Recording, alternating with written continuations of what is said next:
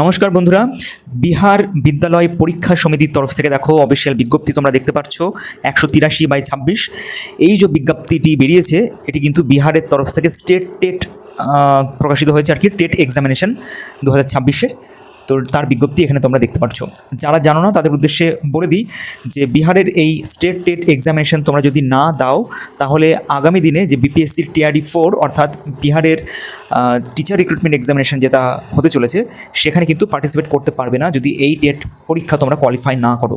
এখানে দুটো পেপারে এক্সামিনেশন হবে। পেপার 1 যেটা মাধ্যমিক বিভাগের জন্য, অর্থাৎ তোমরা যারা 9-10-এর টিচার হতে চাও বিহারে তাদের জন্য পেপার 1 কোয়ালিফাই করতে হবে, আর যারা 11-12-এর এক্সামিনেশন দিতে চাও পিজিটি পোস্টে তাদের জন্য পেপার 2 কিন্তু কোয়ালিফাই করে থাকতে হবে।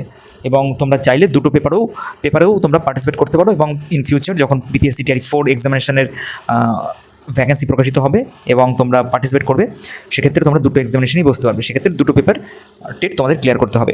এই হচ্ছে আসল গল্প।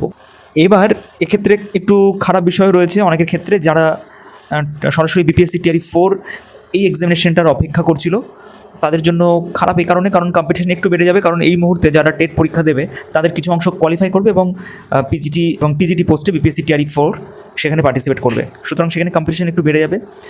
তো সরাসরি বিপিএসসি টিআরডি 4-এর যে ভ্যাকেন্সি সেটি প্রকাশিত হওয়ার কথা ছিল, কিন্তু বিহারের কিছু ক্যান্ডিডেটরা আন্দোলন করছিল যে স্টেট টেটটা আগে নেওয়া হোক, তারা যাতে এলিজিবল হয় বিপিএসসি টিআরডি 4-এ পার্টিসিপেট করার জন্য, তারপরে বিপিএসসি টিআরডি 4 নেওয়া হোক।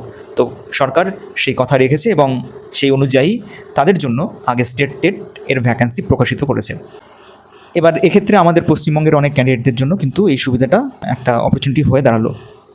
এবার আমরা জেনে নিই যে কী বিষয়ে এখানে কিন্তু তোমরা টেটে পার্টিসিপেট করতে পারবে। অলমোস্ট তোমরা যেই বিষয় থেকে বিলং করো সব বিষয়ই কিন্তু অবশ্যই পার্টিসিপেট করতে পারবে। সিলেবাসটা এখানে তোমরা দেখতে পাচ্ছ, একটু জুম করে দিই যাতে বুঝতে পারো। তার আগে একটু প্যাটার্নটা দেখে নাও। স্টেট টেটের ক্ষেত্রে পেপার 1-এর কথা বলছি, পেপার 2 তো সেম। সেটা হচ্ছে পাত্রতা পরীক্ষা যেটা হয় আর কি, তো সেটা বহু বিকল্পীয় হবে, অর্থাৎ এমসিকিউ টাইপের কোয়েশ্চেন হবে। প্রত্যেকটা প্রশ্নের জন্য 1 নম্বর করে থাকবে এবং নেগেটিভ মার্কস থাকবে না। এক্সামিনেশন হবে কিন্তু 150 নম্বরের। আমরা যদি একটু এদিকে চলে আসি তাহলে দেখতে পাবে, এই দেখো এক্সামিনেশন হবে 150 নম্বরের। 100 নম্বরের তোমাদের নিজের বিষয়ে থাকবে। তোমরা যখন অ্যাপ্লাই করবে তোমাদের বিষয় তো অবশ্যই দিতে হবে যে তুমি কোন বিষয়ের টেট পরীক্ষা দিতে চলেছো। তো তোমার বিষয় যদি ইংলিশ হয় বা ভূগোল হয় বা ইতিহাস হয়, ফিজিক্স হয়, সেই বিষয় সিলেক্ট করতে হবে পেপার 1 বা পেপার 2-র ক্ষেত্রে। পেপার 1-এর ক্ষেত্রে সায়েন্স এভাবে থাকে, যাই হোক সেটা পরে বলছি। পেপার 2-র ক্ষেত্রে বললাম। এবং বাকি 50 নম্বর হচ্ছে তোমাদের শিক্ষণ কলা এবং অন্য দক্ষতা, অর্থাৎ তোমাদের ওই বিএড সেকশনে যেগুলো পড়াশোনা করেছো তোমরা সেখান থেকে থাকবে 50 নম্বরের। এর জন্য আলাদা সিলেবাস আরও ব্যাকআপ করা থাকবে, আরও অন্যান্য সমস্ত ম্যাটেরিয়ালস তোমরা পেয়ে যাবে, আমাদের ওয়েবসাইটেও পেয়ে যাবে, আমাদের গ্রুপেও পেয়ে যাবে। এছাড়া বিহারের তোমরা প্রিভিয়াস ইয়ার কোয়েশ্চেন যদি দেখো স্টেট টেটের, সেটা দেখলেও তোমাদের কাছে ক্লিয়ার হয়ে যাবে। তো এইভাবে 150 নাম্বার কিন্তু হতে হবে। যারা আবেদন করবে তাদের এখানে লেখা রয়েছে যে ভারতের নাগরিক হতে হবে। এর মানে আমরা বিহারের বাইরে ক্যান্ডিডেটরা কিন্তু অবশ্যই আবেদন করতে পারবে। এরপর এখানে সাবজেক্ট ওয়াইজ সাবজেক্ট কোড এখানে বলে দেওয়া রয়েছে। যখন অ্যাপ্লাই করবে তখন এই সাবজেক্ট কোডগুলোর হয়তো প্রয়োজন হতে পারে। পেপার 1-এর ক্ষেত্রে বাঁদিকে আমরা দেখতে পাচ্ছি, পেপার 2-র ক্ষেত্রে ডান দিকে আমরা দেখতে পাচ্ছি। বাংলা বিষয়ের কিন্তু ভ্যাকেন্সি থাকে বন্ধুরা, তোমরা যারা জানো না তাদের জন্য এটা জানাচ্ছি। 9, 10, 11, 12 উভয় পোস্টের ক্ষেত্রে কিন্তু বাংলা বিষয়েও থাকে। এবার বয়সের যে ব্যাপারটা থাকছে, যারা জানো না আমরা বাইরের স্টেট থেকে আবেদন করছি, আমাদের ক্ষেত্রে কিন্তু কোনো ক্যাটাগরি লাগু হবে না। অর্থাৎ এসসি, এসটি, ওবিসি থেকে যারা বিলং করছো তারা ভাবছো যে আমরা আমাদের ক্যাটাগরি অ্যাপ্লাই করে আমরা এখানে আবেদন করতে পারবো, এরকমটি কিন্তু একদম নয়। সরাসরি জেনারেল হিসেবেই কাউন্ট হবে। তো এখানে জেনারেল হিসেবে 37 বছর ম্যাক্সিমাম এখানে কিন্তু পরিষ্কার করে বলে দেওয়া রয়েছে। এরপর কোয়ালিফিকেশনের ক্ষেত্রে যে বিষয়টা ইম্পর্টেন্ট থাকে যে আমাদের মার্কস কত থাকবে মিনিমাম, তো সেটাও এখানে বলে দেওয়া রয়েছে। যে বিষয়ে অ্যাপ্লাই করছো সেই বিষয়ে গ্র্যাজুয়েশনে পেপার 1-এর ক্ষেত্রে 50% মার্কস থাকতে হবে মিনিমাম, তার সঙ্গে বিএড। আবার যারা পিজিটি পোস্টের ক্ষেত্রে পেপার 2 টেট দিতে চলেছো তাদের ক্ষেত্রে 50% মার্কস, মাস্টার ডিগ্রিতে এবং বিএড, এভাবে এডুকেশনাল কোয়ালিফিকেশন বলে দেওয়া রয়েছে। এবার সবথেকে বড় বিষয়, আমাদের পশ্চিমবঙ্গে আগে সরকারও যেমন ছিল এখনকার সরকারও সেই একই ব্যাপার দেখতে পাচ্ছি। ফর্ম আমাদের রাজ্যে আর কোনোদিন বেরোবে না স্কুল সার্ভিসের, শুধু আমরা আশা নিয়ে অপেক্ষা করতে থাকবো। বিহার এরকম করে না, পরপর তোমরা লাস্ট কয়েক বছর ধরে যদি খেয়াল করো বিহারের ব্যাপারটা, লাস্ট কয়েক বছর ধরে কিন্তু পরপর ওখানে ভ্যাকেন্সি প্রকাশিত হচ্ছে এবং রিক্রুটমেন্টও হয়ে যাচ্ছে।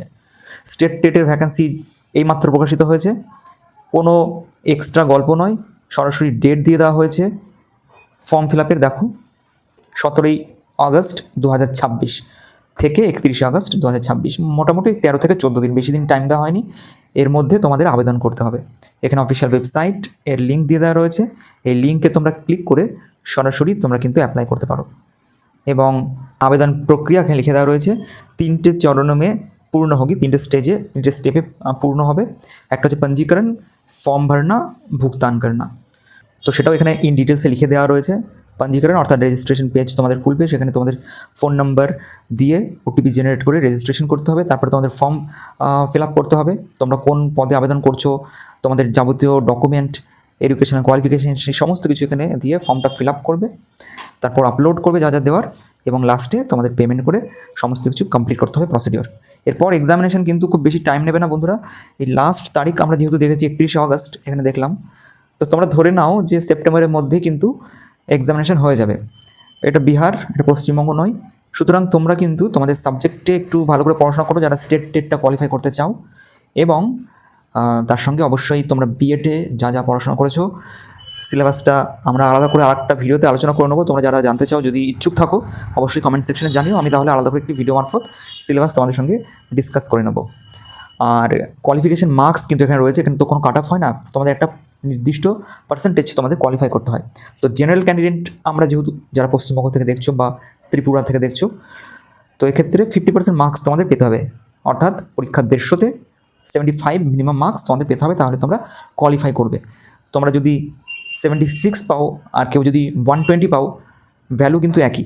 তোমরা কোয়ালিফাই করে গেলে এরপরে তোমাদের এই মার্কস আর কোনো কাজে লাগবে না, সরাসরি তোমরা এলিজিবল হয়ে গেলে এরপরে বিপিএসসি টিআরই 4 বা বিপিএসসি টিআরই 5 আগামী দিনে যখন প্রকাশিত হবে বিহারে, সেই সমস্ত পরীক্ষা, টিচার রিক্রুটমেন্ট পরীক্ষার ক্ষেত্রে তোমরা এলিজিবল হয়ে গেলে সেখানে কিন্তু পরীক্ষা দিতে পারবে। আর লাস্ট যে বিষয় সেটা হচ্ছে আবেদন মূল্য কত। যদি তোমরা শুধু পেপার 1 অর্থাৎ 9-10-এর জন্য প্রিপারেশন নিতে চাও বা পরীক্ষা দিতে করতে চাও, তাহলে 960 টাকা দিয়ে আবেদন করতে হবে। জেনারেল ক্যান্ডিডেট আমরা এভাবে যেহেতু কাউন্ট হচ্ছে 960 টাকা।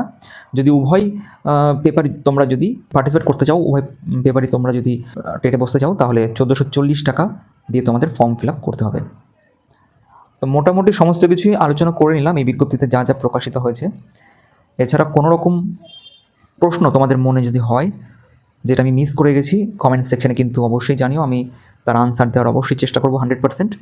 তোমাদের কাছে একটা রিকোয়েস্ট শুধু থাকবে, তোমরা আমাদের চ্যানেলটিকে প্লিজ সাপোর্ট করো, তোমাদের পাশে থাকা অত্যন্ত দরকার, অত্যন্ত জরুরি।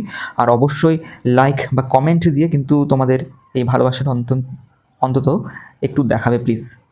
আর এই ভিডিওগুলি যদি তোমার ক্ষেত্রে হেল্পফুল হয় বা তোমার কোনো বন্ধুর ক্ষেত্রে যদি ভিডিওটা হেল্পফুল হয়, যে তারও কাজে লাগবে এই ইনফরমেশনগুলো জানার, তাহলে তাকেও কিন্তু আমাদের চ্যানেলটির কথা অথবা এই বিজ্ঞপ্তিটির কথা শেয়ার করে তাকে জানিয়ে দিতে পারো। বন্ধুরা, এরকম গুরুত্বপূর্ণ ভ্যাকেন্সিগুলি জানার জন্য এবং বিভিন্ন রাজ্যের ছোট ছোট খবরগুলিও জানার জন্য তোমরা আমাদের চ্যানেলটি সাবস্ক্রাইব করে অথবা ফেসবুকে ফলো করে যুক্ত থাকতে পারো। দেখা হচ্ছে পরের ভিডিওতে, ততক্ষণের জন্য ভালো থেকো, টাটা।